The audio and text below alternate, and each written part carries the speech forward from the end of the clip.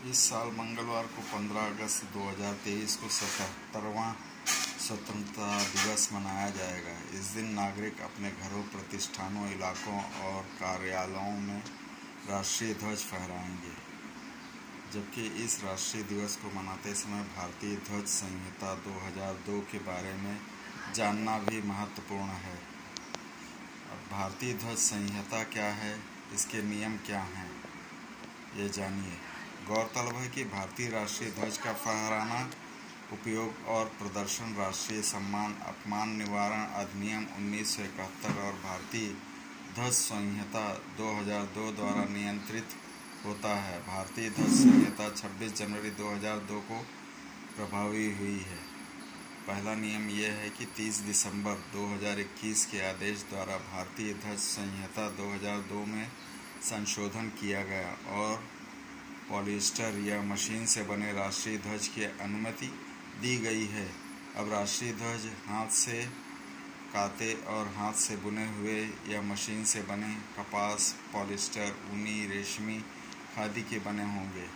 दूसरा, भारतीय ध्वज संहिता 2002 को 19 जुलाई 2022 के आदेश द्वारा संशोधित किया गया था और भारतीय ध्वज संहिता के भाग 2 के पैराग्राफ 2.2 के खंड 11 को निम्नलिखित खंड द्वारा प्रतिस्थापित किया गया था। जहां झंडा है, इसे खुले में प्रदर्शित किया जा सकता है या जनता के किसी सदस्य के घर पर प्रदर्शित किया जा सकता है। इसे दिन रात फहराया जा सकता है, उड़ाया जा सकता है। तीसरा, सार्वजनिक, निजी संगठन या शैक्षणिक संस्थान का कोई सदस्य राष्ट्रीय ध्वज की गरिमा और सम्मान के अनुरूप सभी दिनों और अवसरों पर औपचारिक या अन्यथा राष्ट्रीय ध्वज फहरा या प्रदर्शित कर सकता है। जब भी राष्ट्रीय ध्वज प्रदर्शित किया जाए तो उसे सम्मान का स्थान प्राप्त होना चाहिए और उसे स्पष्ट रूप से रखा जाना चाहिए। पांचवा, राष्ट्रीय ध्वज का आकार आयताकार होगा।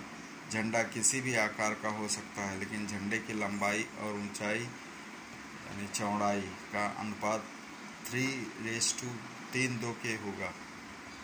छठवां, क्षतिग्रस्त या अस्त-व्यस्त झंडे का इस्तेमाल नहीं किया जाएगा, यानी उसे फहराया नहीं जाएगा।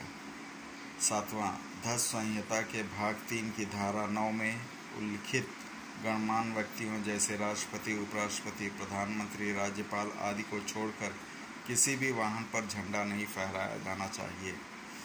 आठवां, झंडे को किसी भी अन्य झंडे या झंडों के साथ एक ही स्थान पर नहीं फहराना चाहिए और न ही इसे किसी अन्य झंडे के साथ रखा जाना चाहिए। नौवां, राष्ट्रीय ध्वज पर कुछ भी लिखा और छपा नहीं होना चाहिए। 10वां, ध्वज केवल राष्ट्रीय शोक के अवसर पर ही आधा झुका रह सकता है। अगर ये जानकारी आपको अच्छी तरह से चाहिए तो राष्ट्रीय गौरव अपमान निवारण अधिनियम 1971 और भारतीय ध्वज संहिता 2002 गृह मंत्रालय की वेबसाइट www.mha.gov.in पर उपलब्ध है। ये मेरा वीडियो देखने के लिए और सुनने के लिए धन्यवाद।